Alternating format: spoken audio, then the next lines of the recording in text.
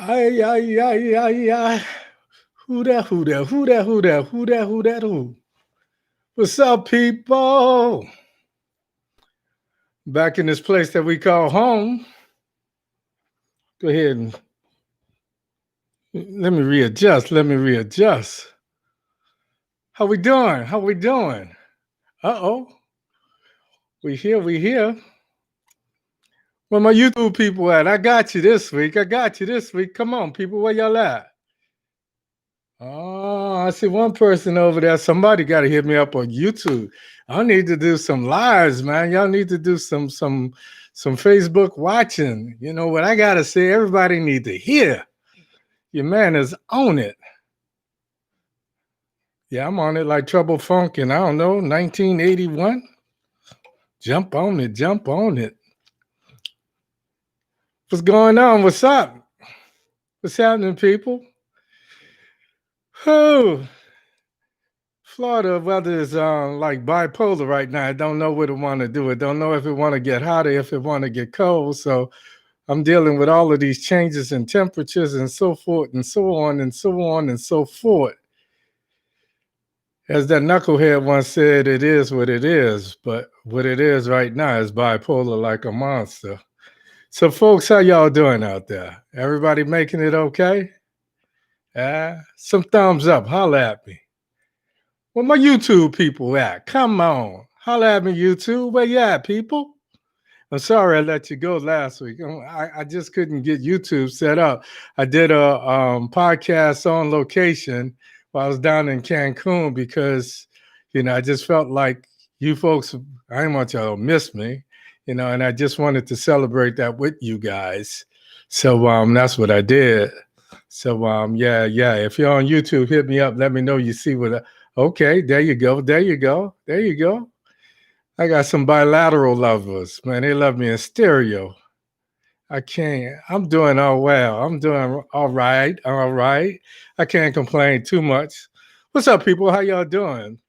Before I do anything, all jokes aside, whoo, it's getting hot in here. I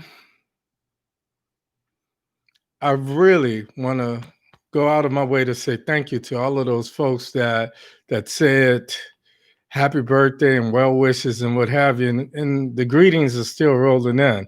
For that, I'm truly humbled and I'm besides myself. So I want to say that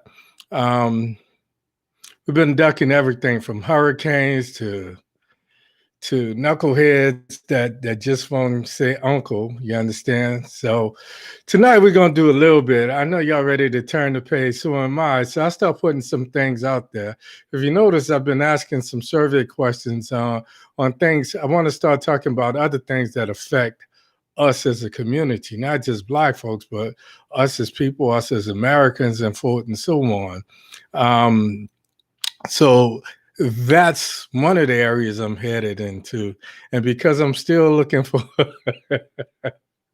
a pandemic partner, yeah, hit me over on YouTube, girl. Anyway, I realized that there's some things going on. I saw something on Showtime and I posted it on my page the other day. It's called Couples Therapy. And last season, they talked to people from different walks of life. Last season, I should say. This season, it looks like they're opening the season with some of the issues having to do with being quarantined together and how COVID has affected some relationships. So I'm not going to go into that now, but that's one of the things I want to kind of look at simply because it affects all of us. Like I said, I did something for my own mental health, and it's something that we should all do. And if you have somebody with you, you have somebody to share that with. Unfortunately, your man is kind of flying solo, and yeah, some of it is my fault. I'm probably not the easiest knife to sharpen in the draw, but that's besides the point. Want to tell everybody good evening. It's a little after 7:30, so I'm gonna go ahead and get started. Want to tell everybody good evening. Welcome to the show.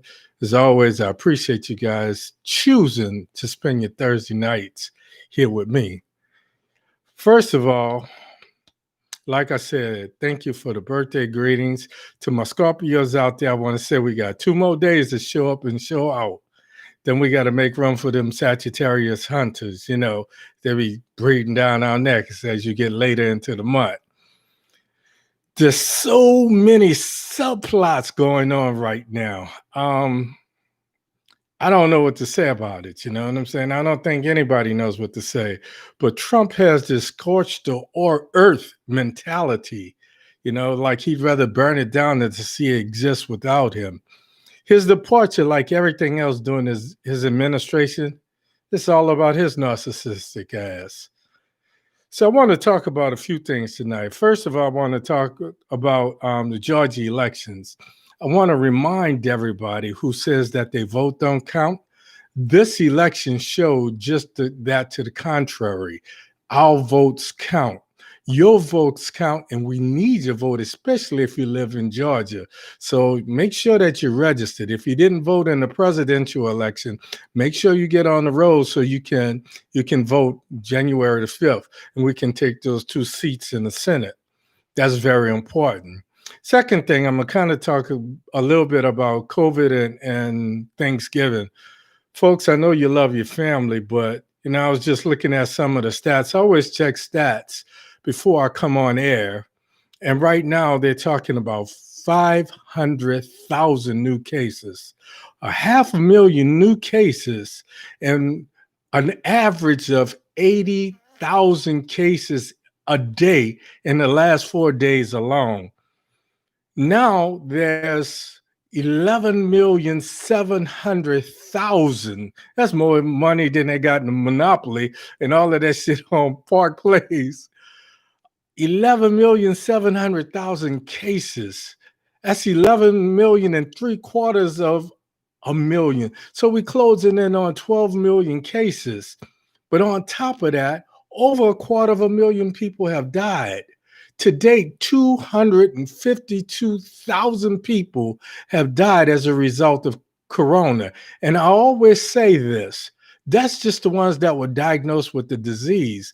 We're not talking about those people that had heart attacks or strokes or respiratory ailments and they were misdiagnosed as something other than corona.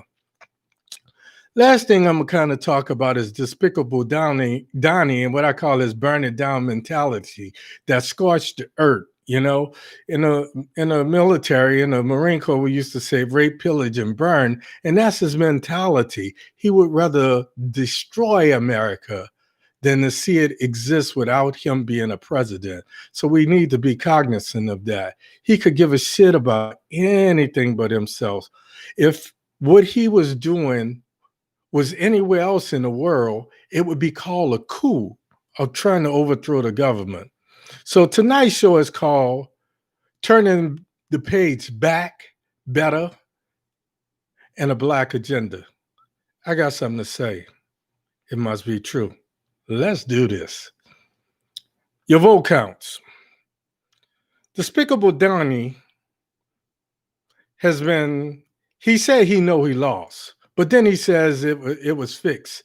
70% of the Republicans admitted that he lost. And then they jumped on this bandwagon and they're doubling down saying that they don't believe that Biden won fairly.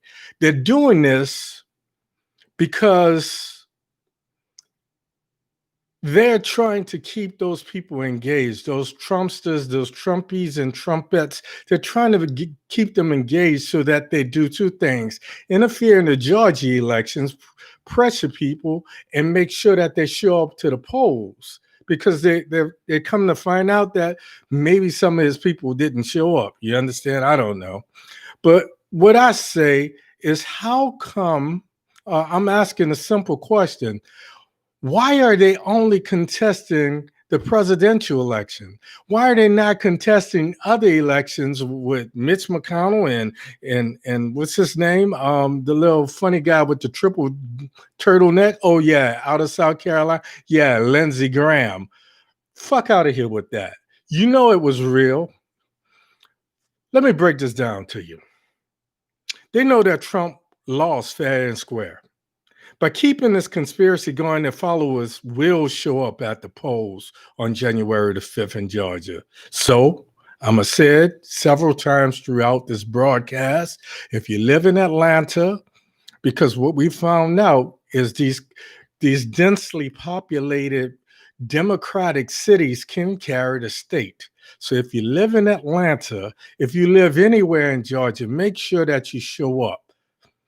I expect, and here's my forecast, and I'm, my strong Creole powers are acting up, but I expect to have extremely long lines and less polling places in neighborhoods that are densely Democratic. So prepare for that, people.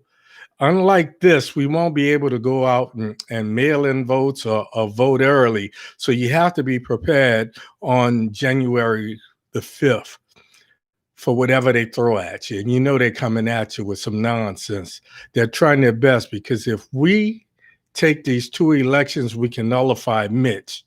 What this presidential election has shown us, though, when Black people vote collectively, not only does our vote count to those that say their vote don't count, when Black people vote collectively, not only do their votes count, but who they vote for, who they support, usually wins.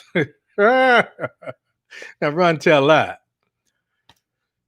Atlanta, you're going to have long lines. I want to say that before I move on. We saw it in Philly. We saw it in Detroit. We saw it in Atlanta. We saw it in Phoenix. We saw it in Vegas. So I'm going to say it again. If you live in Atlanta, make sure you mask up and vote January the 5th. Put it on your calendar. Don't forget. As a matter of fact, bring everybody in the house that you quarantine with and make sure that they vote as well. This bullshit that the Republicans is doing is just a diversion to keep everybody from showing up. They'll say, okay, well, Jill had 7 million voters, more voters than Trump, and some of these lazy people are not going to show up. Or they're going to show up and they're going to see long lines and they're going to get distracted and just go back home. And what's going to happen is they're going to lose these. We are going to lose those 2 seats that can turn the Senate Democratic. Let me say that slowly. If we don't show up in mass Democratic numbers in the state of Georgia, specifically in the city of Atlanta, those 2 seats that are up in the Senate are going to go to Republicans, and we won't have that majority. And Joe and Kamala won't be able to do what they need to do. So ignore these diversions of this being fixed and this conspiracy and this, that, and the other, and plan for long lines, plan for less polling places, and just be prepared. Let's move on. Let's move on.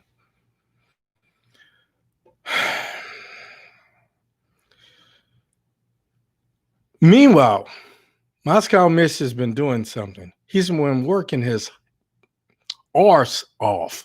He's been working his ass off trying to fill key positions before lame duck, Trump is kicked out of our White House on January the 20th. So we need to be prepared for that as well. One lady didn't make it. They voted for her to be on the Fed, and the Fed basically, they do everything from setting housing rates to some other things. So just be prepared. These things, I don't know what else is going to be on the ballot, but the main 2 things, start looking at things beforehand. Make sure that you're registered. If you weren't registered for the presidential election and just by some chance you didn't vote, make sure you vote on January the 5th. Let me just talk a little bit about beating COVID. I just got back from Cancun, folks, celebrating my birthday. Yes, I flew there and I flew back. I wore all these masks. I wore a hood over my head, and I was dolled up, similar to how we don going into ICU when a patient is contaminated or contagious. I will not be. I will not be traveling for Thanksgiving for a lot of reasons. Um, I'm the last person to tell you what to do, but I just want to remind you of something. Let me reiterate these numbers. According to Johns Hopkins, we've had 500,000 new cases. That's 500,000 new cases. In the last 4 days, we've averaged over 80,000 cases a day, new cases a day. To date in the US, we have 11,700,000 cases and over 252,000 people have died. At that pace, we will surely surpass 300,000 deaths before this year is out. That's a hell of a way to bring in 2021. The only reason I bring up these numbers over and over again is I know you guys want to see your family. Lord knows I miss my daughters, I miss my granddaughters, I even miss my knucklehead sons. Yeah. But I understand. I'm willing to make the sacrifice so that I can see them in 2021 and 2022 and so on and so on. And hopefully nothing happens. So let's make the immediate sacrifice for greater gains in the future. I urge you to keep your family gatherings to a minimum. It's a sacrifice that we pray if we pass on this, bringing the whole family together this year, mama and grandpa and some of those of you with pre-existing conditions, you'll be here to celebrate the Thanksgivings and the Christmases of 2021, 2022, and beyond. So I just want to say that again. I find myself saying the same thing over and over tonight, and it's by design. Public speaking, they tell you to tell them what you're going to tell them what you got to tell them, and then tell them what you told them. So when you hear the same thing, that's me trying to drum it into your subconscious so it'll make sense. Because the first time you hear me say 500,000 or 500,000, it may not register. And then you say, hold on, wait. And I say it again, and he says, what? Yes. In the last couple of weeks, we've had over 500,000. I say this, folks. We beat the bully. We're kicking him out the White House. We can beat Corona. We can beat COVID. We can make sure that we don't carry this undue burden of lost loved ones into 2021. So it's going to take sacrifices on all our parts. Moving on. Let's talk about Despicable Donnie and his Republican coup. I call it a coup because while President-elect Biden has invited 5 Democratic governors and 5 Republican governors to talk about how to make the transition work for everyone and bipartisanship, cooperation, and dealing with unifying America in COVID 2021, Despicable Donnie has had the audacity in truly narcissistic fashion to invite Republicans from Wayne County, Michigan. That's the county that encompasses Detroit, that flipped Michigan blue. He's invited them to the White House to figure out a way of throwing out those votes in Wayne County. Even though there's why he picked on Michigan, and this is just me spitballing. Governor Whitmer, Gretchen Whitmer, has been a thorn in his side. That's the same governor, white woman, that these Trump zealots talked about kidnapping. And then the judge went back and reduced their bail, which I thought was ludicrous, but that's beside the point. But he's invited these so-called election officials from Wayne County, which encompasses Detroit, which is a huge part of the state of Michigan, in Flint, He's invited those people to the White House to try to overthrow the will of the people of Michigan, to try to win something. And he knows it's not going to work. He's just trying to make it as difficult as he can for Biden coming in. When Biden started meeting with the people and forming these COVID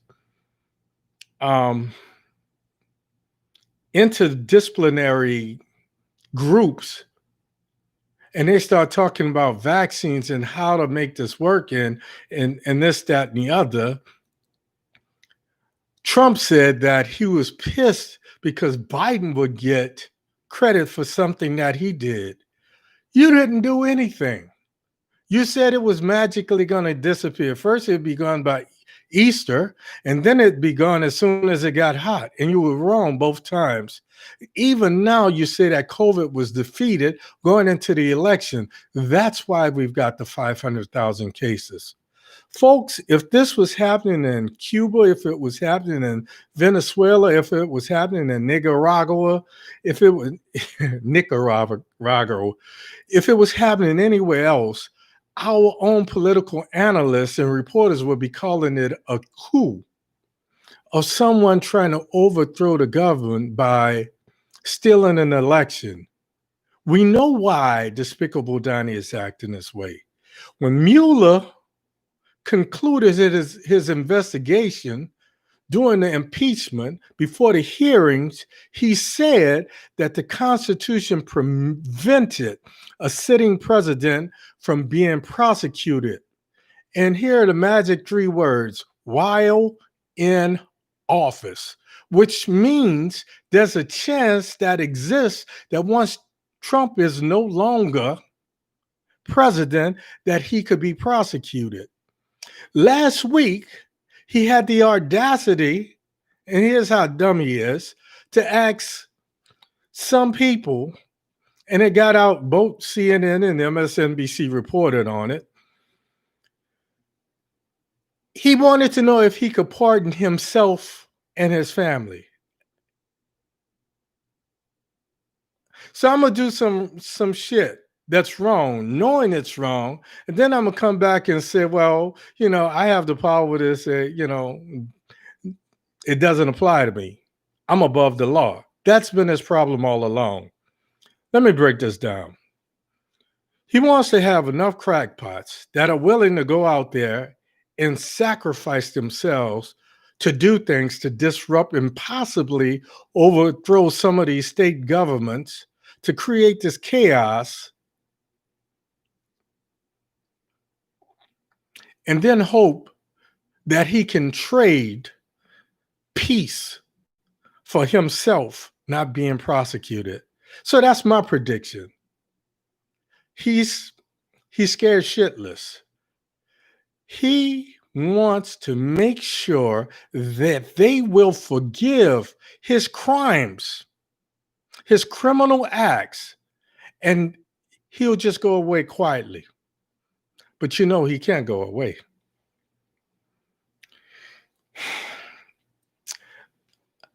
For the last 3 weeks, I've been holding it together and not getting overly excited or caught up. But when I think about the strategy, it's not smart. It's just narcissistic. And I know that nobody's going to set a precedent. No lawmaker is going to set a precedent that a president, no matter how asinine, no matter how narcissistic his crimes were while he was in office, is going to be open to prosecution. So that's not going to happen. Don't look for him in the orange jumpsuit. I told you so. Family, I told you back in 2017, January 2017, when this idiot first took office, and the first thing he says is the crowds were wonderful. The crowds was big. The crowds were great, bigger than ever before, more than Obama ever had, more than the Million Man March, more than Martin Luther King and JFK. And I said, this idiot here. I made a prediction then. I say that Biden was the antidote to this pestilent strain of hate that Donald J. Judas Trump is. I also say that the only thing that exceeds this man's narcissism is his fear of being held accountable and fading from public view. The only thing he fears more than that is going to jail, and not necessarily in that order. This week, I asked some of you, would you be willing to take a vaccine if it were available? 99% of you responded that they would not take the vaccine if it were available. I didn't share my feelings in the poll survey, but tonight I'll tell you why. Number one, I would not take the vaccine for many of the reasons stated. I don't think enough antibody tracing was done. I don't think enough people were tested to give enough data across the board. There are not enough people with enough different body styles, makeup, ethnicities, racial makeups, the things that we eat. So when we do research, we talk about internal validity, which means that we take all these things into account and we have a sampling that includes all of this. That was not done from where I'm standing. The thing that I feared most is the testing was never standardized, which means some people were given a nasal swab, other people were given antibody testing and blood, and even within the test that was done with the nasal swabs, they were from different manufacturers. If everybody was treated the same, then we would be comparing apples to apples. Looking at what has happened is like comparing apples to oranges to bananas to kumquats.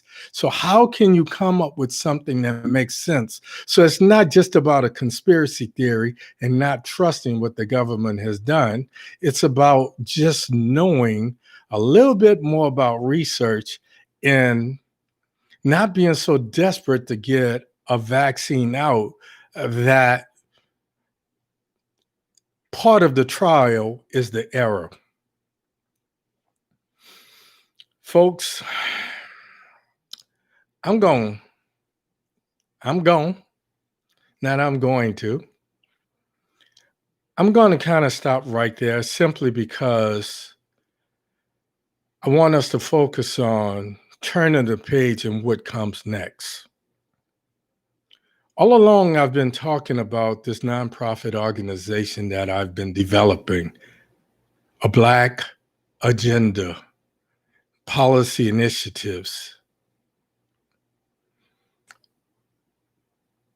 What I want that to be, what I envision, my vision for the organization is to have a progressive think tank, not just one so-called conservative or one progressive. I want a progressive think tank where people across the spectrum from all walks of life, different walks of life, with two common goals in mind. One is the systematic issues that affect the Black community. And why? Why do I focus on the Black community?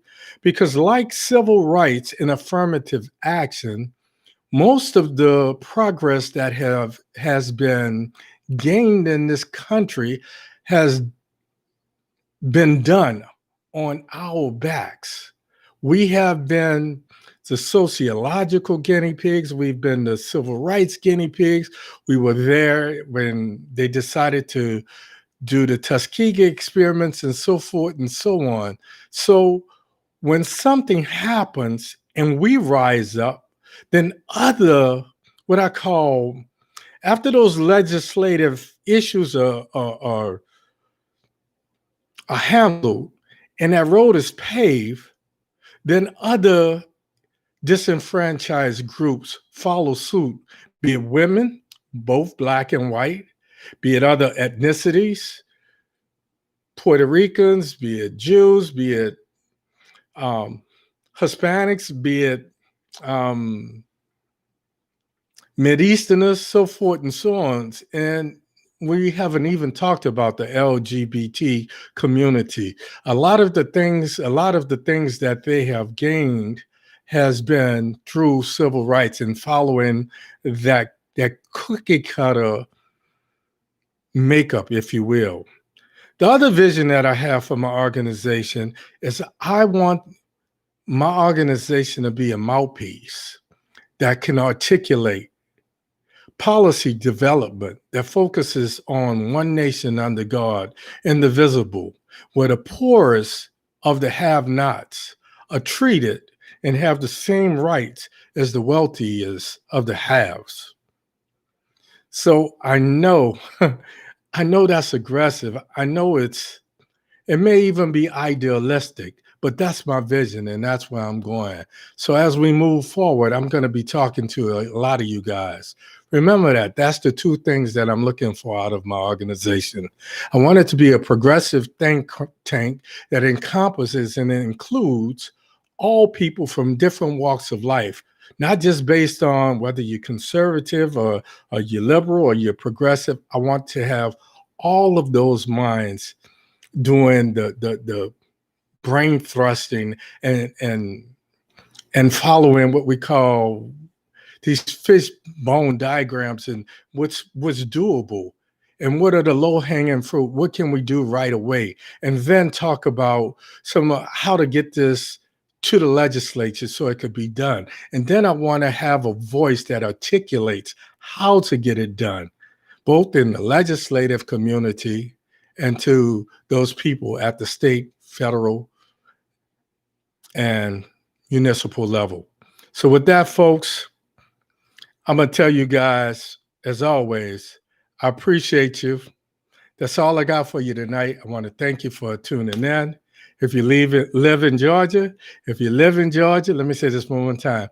If you live in Georgia, make sure Raphael Warnock and Jon Ossoff needs your vote to take the Senate and nullify Moscow Mitch. One more time. Raphael Warnock and Jon Ossoff need your vote so that we can retake the Senate and nullify Mitch because he's had unchecked power for too long. Get out, vote, make sure that others vote. Like I say, everybody that live with you quarantine with, take them to the polls, make sure they vote as well. Joe will find it almost impossible to do the things that he want to do if he's fighting an uphill battle with Mitch being the majority leader. Otherwise, we can't build America back. We can build America better. Thank you for your support. Thank you for showing up every week. Thank you for your love. I love you more than you love me. Don't ever doubt that. Go to my YouTube channel, subscribe, click the bell so that you know when I'm showing up. I'll see you next week here. Same Baptiste time, same Baptiste place. Is always important. Love, baby. Peace. Like your man, hair grease. I'm out of here, people. Y'all be good, be safe, and think about that whole Thanksgiving thing, Good night.